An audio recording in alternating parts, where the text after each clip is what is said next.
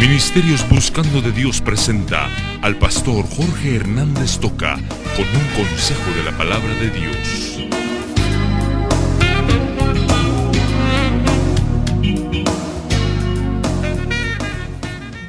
Bueno, quiero continuar hablando del Señor como sumo sacerdote, ¿verdad? Y nos dice la palabra que el oficio sacerdotal primero tenía dos requisitos. Uno, ser persona, ser humano.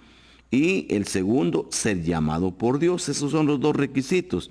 Y ahora el oficio sacerdotal fue para Aarón. Y él era de la tribu de Leví, recuerde eso. Y nuestro Señor Jesucristo es de la tribu de Judá. Entonces el Señor Jesucristo nunca podía ser sacerdote porque él no cumplía los requisitos de ser de la tribu de Judá. Sí era humano, pero no cumplía con eso. Pero Dios estableció un nuevo sacerdocio, un mejor sacerdocio, según el orden de Melquisedec. Y entonces el Señor Jesucristo sí cumple los dos requisitos. Uno, ser una persona, ser humano, y segundo, ser llamado por Dios, porque Dios le hizo el llamamiento. Y aquí está en Hebreos 5:5, cuando se recuerda el Antiguo Testamento y dice: tú eres mi hijo, yo te he engendrado hoy. Y dice: tú eres sacerdote para siempre, según el orden de Melquisedec. Así es que Dios llamó a Jesucristo. ¿Cuál es el oficio de Jesucristo? Después de haber muerto en la cruz por usted, de haber venido a proclamar el Evangelio y a dar libertad a los cautivos, el Señor Jesús murió y pagó por nuestros pecados. Pero ahora está a la diestra del Padre, intercediendo por nosotros. Es nuestro sumo sacerdote. Y hermanos, ese sumo sacerdote está cumpliendo eternamente su función. Porque en el Antiguo Testamento, cuando se murió Aarón, uno de sus hijos ocupó su lugar. Y así sucesivamente tenían que cambiar sumo sacerdote porque se morían por ser humanos. Pero nuestro Señor Jesucristo, después de morir y resucitar, Él se convirtió en nuestro sumo sacerdote según el orden que Dios estableció. Y ahora, como Él no muere, es nuestro sumo sacerdote eterno. Esa es una cosa impresionante. El Señor Jesús cumplió los requisitos, ya lo dijimos, y ahora el oficio lo está cumpliendo, de ser nuestro abogado, de ser nuestro sumo sacerdote allá en el cielo. Ahora, ¿cuál es el beneficio que nosotros recibimos? Él era hijo, dice, y aún siendo Dios, pues en otras palabras, Él aprendió la obediencia. Y a mí me impresiona mucho el leer varios versos, primero en los evangelios, donde Jesús dice: yo hago la voluntad de mi Padre. Y si usted se pone a analizar, dice: pero si el Señor Jesús, ¿por qué dice hago la voluntad de mi Padre? Si Él es Dios, Él puede hacer su propia voluntad. Pero resulta que cuando nuestro Dios el Hijo tomó cuerpo humano, tomó humanidad, Él limitó todos sus poderes. Él dejó su gloria en el cielo y se vino sin gloria a esta tierra. Y mientras estuvo en esta tierra, dice la Biblia aquí en Hebreos 5:8, que aprendió la obediencia. Aprendió a vivir en esta tierra dependiendo del Padre. Miren, da tanta risa cuando la gente inventa cosas. Por ejemplo, algunos comentarios que nosotros oíamos antes, que qué pasó con Jesús cuando era niño. Pues cuando era niño Jesús ahí estaba jugando con sus amigos y hacía milagros. Y hermanos, no dice la Biblia nada de eso, solo dice que apareció a los 12 años hablando de la palabra. ¿Pueden ustedes imaginar a Jesús haciendo milagros cuando está jugando? No es posible eso. Entonces tenemos que entender que Él aprendió a obedecer al Padre. Y Jesús hacía lo que el Padre le decía, lo que el Padre le permitía. Cuando iba a morir, él clamó y le dijo: Señor, si es posible que pase esta prueba de mí. Pero estaba sufriendo como humano, pero que no se haga mi voluntad, sino la tuya. Y el Padre decidió que el Señor Jesucristo tenía que ser crucificado y llevar la maldición por usted y por mí. Así es que Él aprendió obediencia. Fascinante esa obediencia. Y después de esa obediencia, dice, habiendo sido perfeccionado, ya cuando resucitó, vino a ser autor de eterna salvación para todos los que le obedecen. ¿Qué le parece? Eterna salvación. Cuando yo leo de esa eterna salvación, digo, qué bendición saber que la salvación es algo que no podemos perder.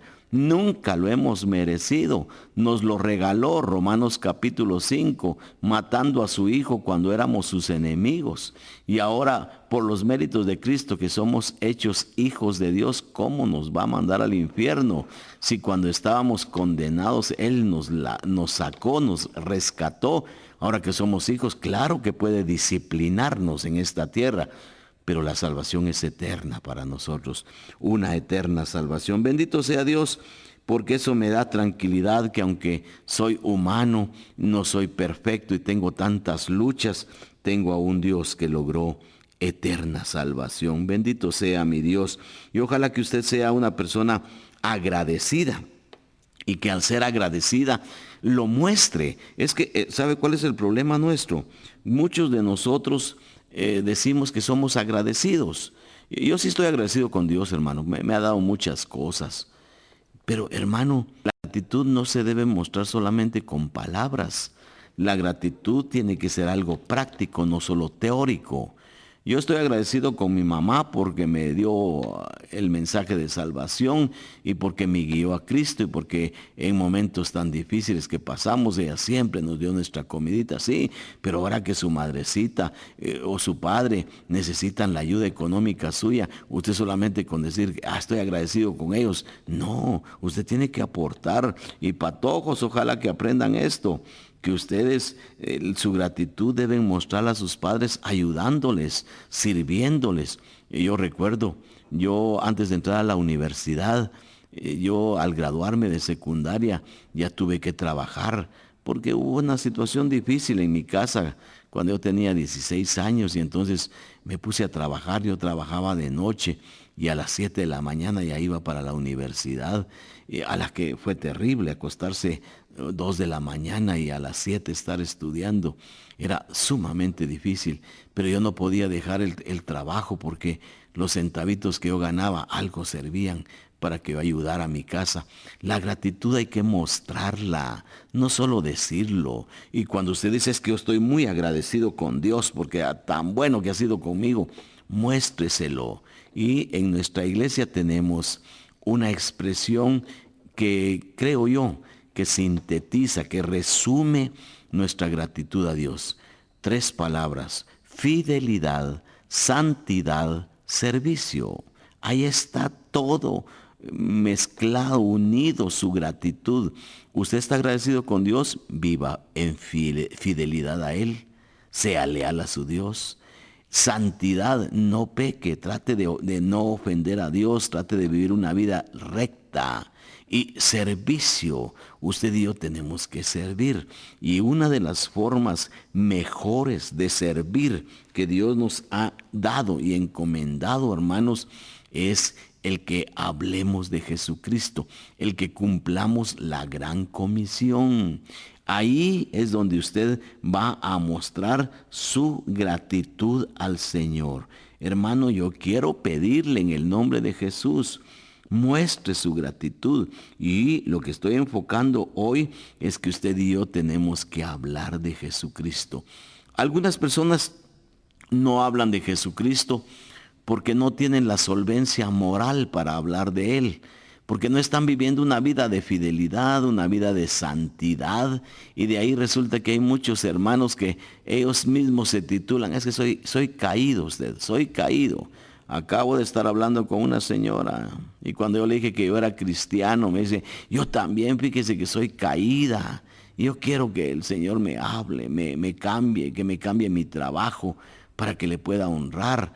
Y de veras, a veces no hablamos de Jesús porque no estamos honrándole.